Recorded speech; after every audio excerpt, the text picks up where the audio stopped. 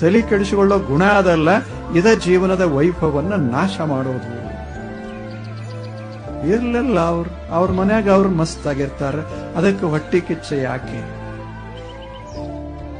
ಅವ್ರ ಮನ್ಯಾಗ ಅವ್ರು ದೊಡ್ಡ ಮನೆ ಕಟ್ಕೊಂಡು ಆರಾಮಾಗಿ ತೂಗು ಮಂಚದ ಮ್ಯಾಲ ಅವ್ರು ಕೂತು ತೂಗಿಸ್ಕೋತಾರ.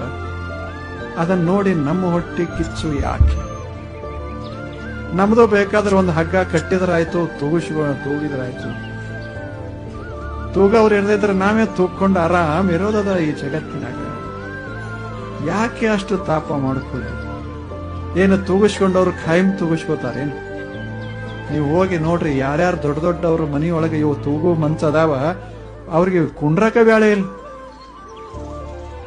ಎಲ್ಲದ ಬ್ಯಾಳೆ?